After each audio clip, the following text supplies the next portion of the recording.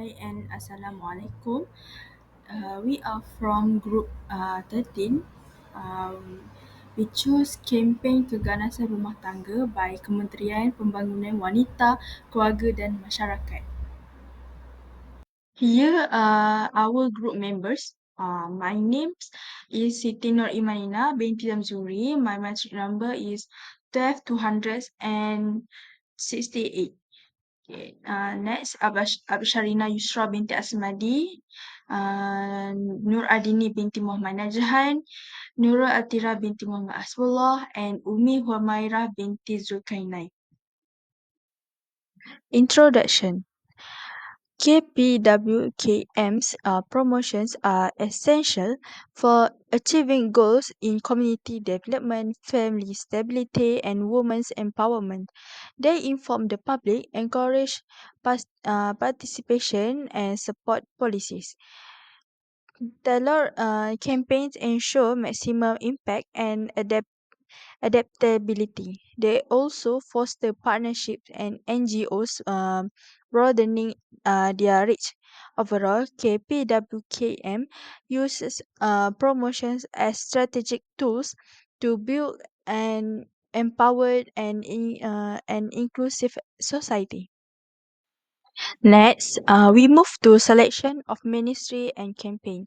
In 2022 and 2024, KPWKM, led by Dato Seri Nancy Shukri, launched a domestic violence awareness campaign to increase awareness and support for victims.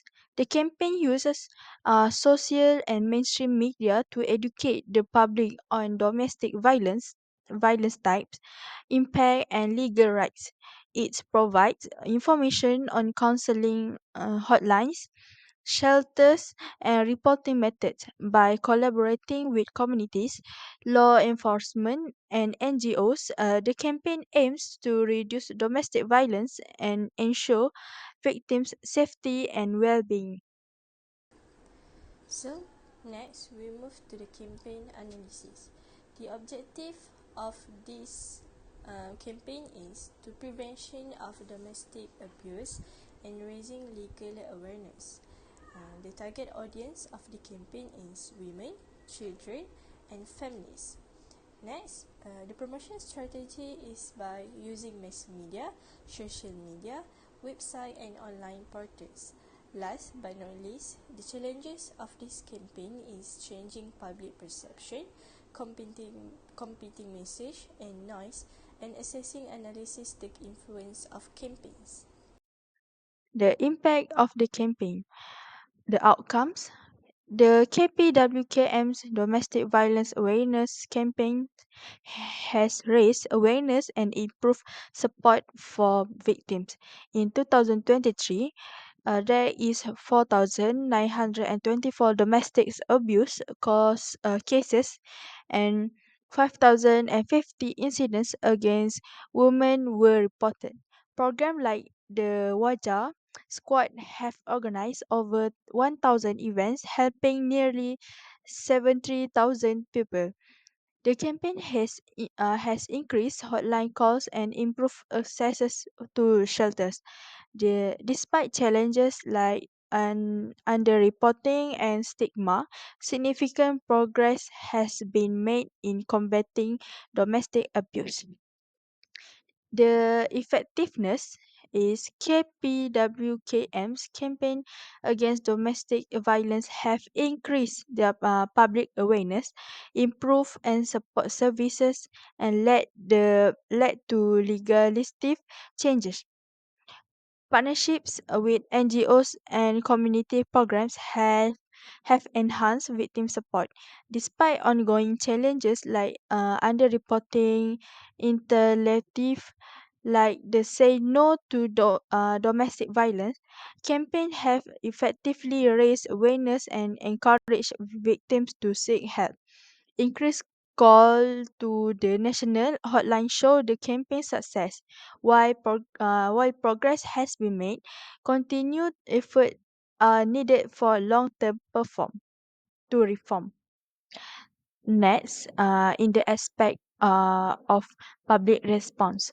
KPWKM's Domestic Violence Awareness Campaign in Malaysia engaged stakeholders and the public through lectures, social media, and educational events. It provides practical support to victims and enhance law enforcement's ability to handle abuse cases. The corporate sector and educational institutions contribute by raising awareness and integrating abuse prevention into curricula.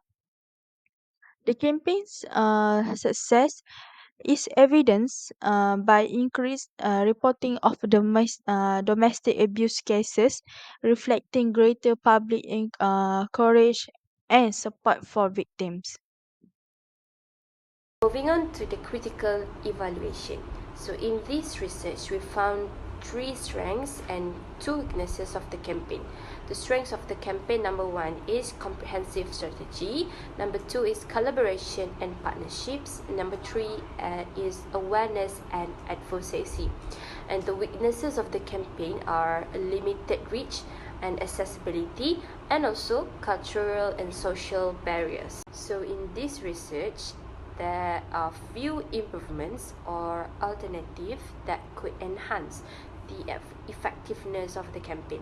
Number 1 is enhanced outreach and accessibility. So the campaign integrates media channels such as TV, radio, print, and social media to ensure maximum coverage in disseminating information on domestic violence. Number 2 is strengthening collaboration and partnerships. So plans and actions can be shared with the government, NGOs, community group, and international organizations. So this lends further credence to the campaign and extends its reach. And lastly is leveraging technology and media. So emotionally appealing PSAs can be a great tool in raising awareness about domestic violence and motivating victims to come forward and say something. So in conclusion, for governments to succeed, communication must be effective. Promotion are used by the Ministry of Women, Family and Community Development to assist in the development communities, stable families, and women's empowerment. For example, KPWKM, under the direction of Datuk Sri Nancy Shukri, conducted a social media and mainstream media to raise awareness of domestic violence in 2023 and 2024. So governmental campaigns that target problems like social welfare, safety and health inform, educate and motivate positive change. So they advance equality and dismantle damaging conventions, fostering a society that is more progressive and cohesive. So that's all from us. Thank you for watching.